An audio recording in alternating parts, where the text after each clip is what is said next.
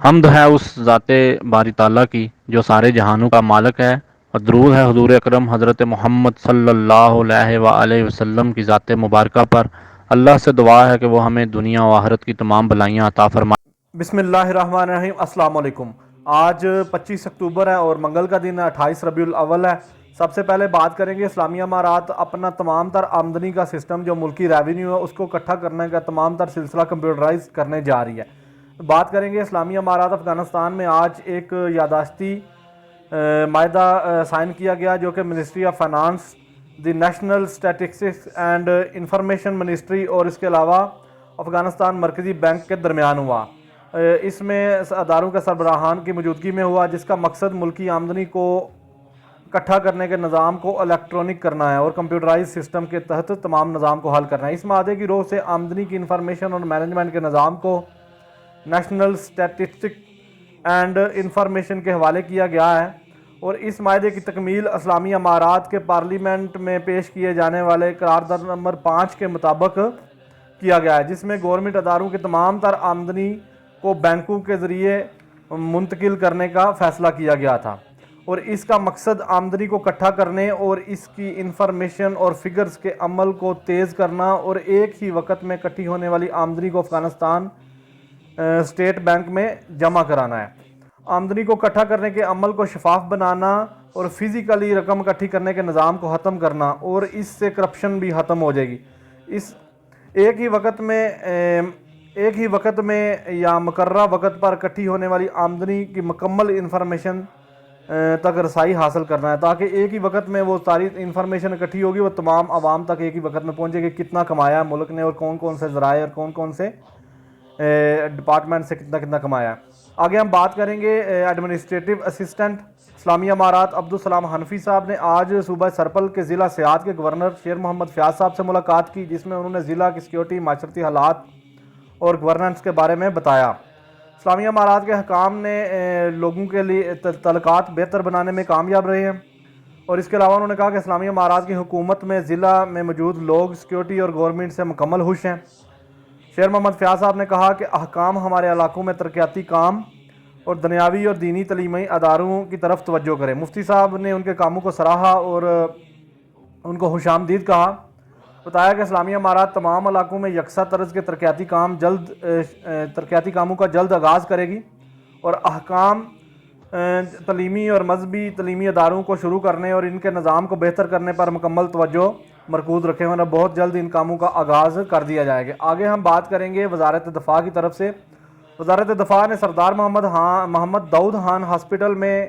Head of staff تعینات کر دیا ہے۔ وزارت دفاع کے لیڈرشپ کے فیصلے کے مطابق کل مولوی محمد شفیق صاحب کو سردار محمد داؤد ہاسپٹل کا سربراہ کمانڈر تعینات کیا گیا، اور کل انہیں ایک تقریب کی افتتاحی تقریب میں تمام تر ہاسپٹل سٹاف سے انٹروڈیوس کروایا گیا، اور اس موقع پر مولوی صاحب کو انتظامیہ نے خوش آمدید کہا اور ان کو اچھا کام کرنے کے لیے دعائیں دی، اور انہیں مزید بہتر کام کرنے کے لیے ان کو کہا۔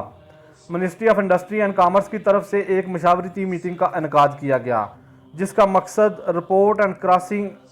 نیشنل کمیٹی بنانے کے لیے مسودہ تیار کرنا ہے۔ اس میٹنگ کی سربراہی انڈسٹری اینڈ ٹریڈ منسٹر الحاج نور الدین عزیزی صاحب نے کی، اور ٹریڈ افیئر منسٹر مولوی قدرت اللہ جمال صاحب بھی اس میٹنگ میں شامل تھے۔ اس کے علاوہ ministry of affair, ministry of finance, ministry of transport, ministry of public works اور ministry of border and tribes, ان تمام کے فنانس اور انتظامی امور کے سربراہان اس میٹنگ میں شامل تھے۔ اس کے علاوہ national norm and standards department کے ڈائریکٹر، اور اس کے علاوہ agriculture, irrigation and life stock, national spice and food department, chamber of commerce اور chamber of commerce and investment Afghanistan کے متعلقہ سربراہان نے شرکت کی۔ انڈسٹری اینڈ ٹریڈ کے منسٹر الحاج نور الدین عزیزی صاحب نے اس کمیٹی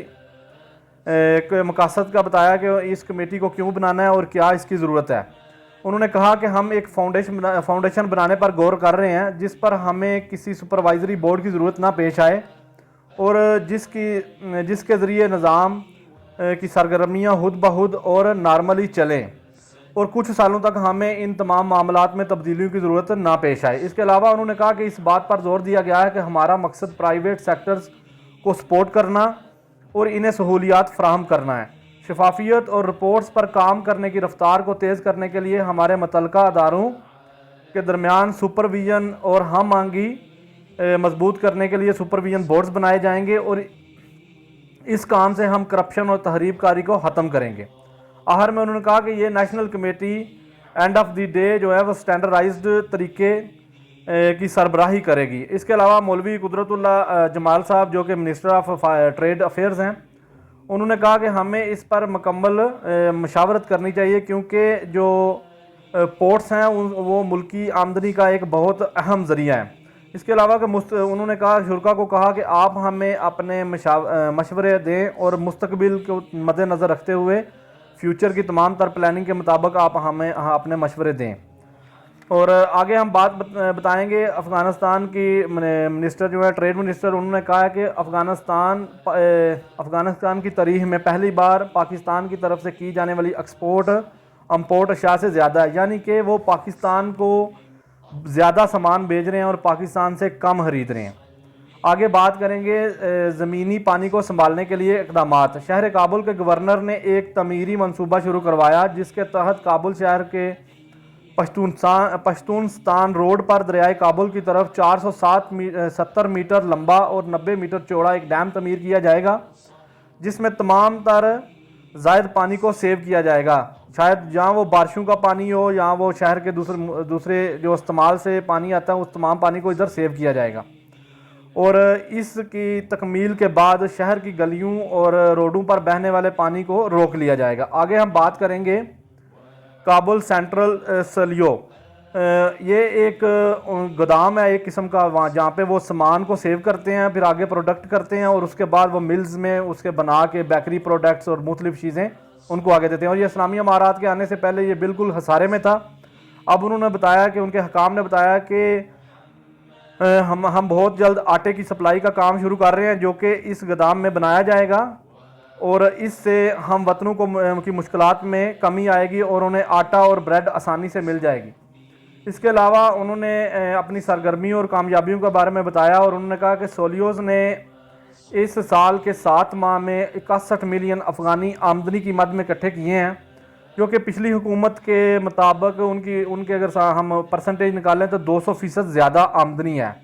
ہر ادارے کو اسلامی امارات کے سربراہان کنٹرول کر رہے ہیں، ان کا ہر ادارہ پروفٹیبل جا رہا ہے اور بہت زیادہ ریونیو کما رہے ہیں۔ انشاءاللہ اللہ تعالیٰ کی ذات ہمیں پاکستان میں نظام مصطفیٰ عطا فرمائے اور ہم بھی اپنے پاکستان کو یوں دنیا میں ایک بہترین ملک کی طرح کھڑا کریں اور ہمارا پاکستان پورے عالم اسلام کے تمام فیصلے کرے اور مسلمانوں کے لیے ایک دیوار بنے۔ جزاک اللہ جناب۔